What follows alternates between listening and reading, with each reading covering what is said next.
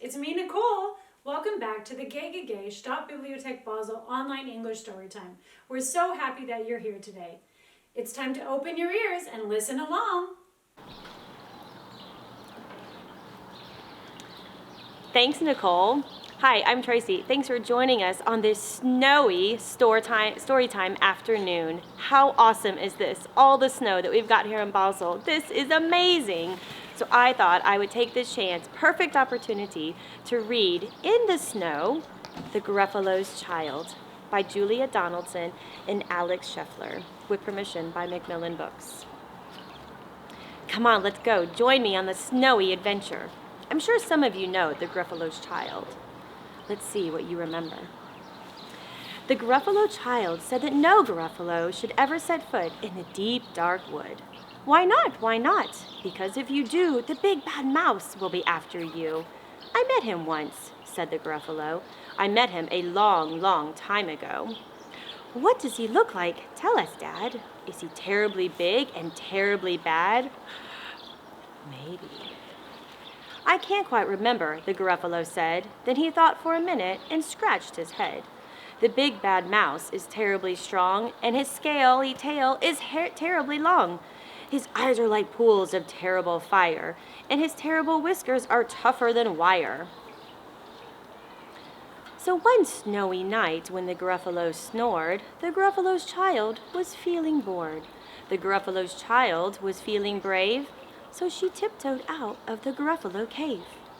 The snow fell fast and the wind blew wild. Into the woods went the Gruffalo's child.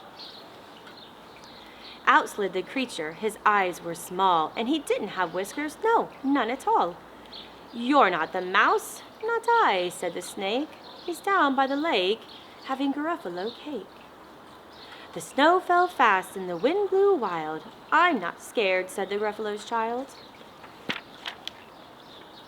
Aha, oh ho, marks in the snow. Whose are these claw marks? Where do they go? Two eyes gleamed out of a treetop house. Could these be the eyes of the big bad mouse? Down flew the creature, his tail was short. He didn't have whiskers of any sort.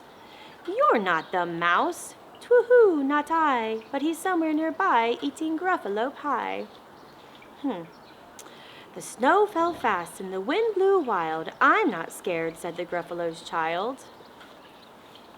Aha, oh ho, a track in the snow. Whose is this track and where does it go? Whiskers at last and an underground house. Could this be the home of the big bad mouse? Out slunk the creature, his eyes weren't fiery. His tail wasn't scaly, his whiskers weren't wiry. You're not the mouse. Oh no, not me. He's under a tree, drinking Gruffalo tea. It's all a trick, said the Gruffalo's child, as she sat on a stump where the snow lay piled. I don't believe in the big bad mouse. But here comes a little one out of his house. Not big, not bad, but a mouse at least. You'll taste good as a midnight feast. Wait, said the mouse, before you eat. There's a friend of mine you ought to meet. If you'll let me hop onto a hazel twig, I'll beckon my friend so big and bad. The Gruffalo's child unclenched her fist. So the big bad mouse, he does exist? The mouse hopped onto the hazel tree. He beckoned, then said, just wait and see. Out came the moon. It was bright and round. A terrible shadow fell onto the ground. Who is this creature so big, bad, and strong? His tail and his whiskers are terribly long. His ears are enormous, and over his shoulder he carries a nut as big as a boulder. Eee! The big bad mouse! Yelled the Gruffalo's child. The mouse jumped down from the twig and smiled. Aha, oh ho, prints in the snow. Whose are these footprints? Where do they go? The footprints led to the Gruffalo cave, where the Gruffalo's child was a bit less brave. The Gruffalo's child was a bit less bored, and the Gruffalo snored and snored and snored. Be brave, children. Come on outside with me. Let's see what tracks we can find. And be sure to check out your tracks. What do yours look like? Do you see any animals? I found one. What does that look like to you? What animal do you think that is? Have you found any similar to that? Photo pause.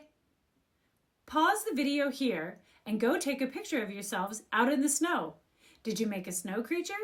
Have you found some tracks? Or maybe you're just playing in the snow. We want to see you.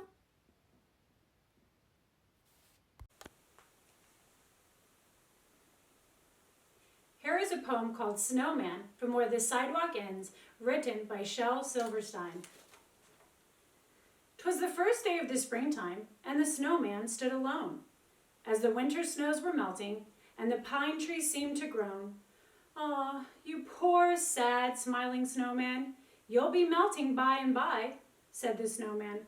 "What a pity, for I'd like to see July. Yes, I'd like to see July, and please don't ask me why. But I'd like to. Yes, I'd like to. Oh, I'd like to see July." Chirped a robin just arriving. "Seasons come and seasons go, and the greatest ice must crumble when its flower's time to grow. And as one thing is beginning, so the other thing must die. And there's never been a snowman who has ever seen July. No, they never see July, no matter how they try. No, they never, ever, never, ever, never see July." But the snowman sniffed his carrot nose and said, "At least I'll try." And he bravely smiled his frosty smile and blinked his coal black eye. And there he stood and faced the sun, a-blazing from the sky. And I really cannot tell you if he ever saw July. Did he ever see July? You can guess as well as I.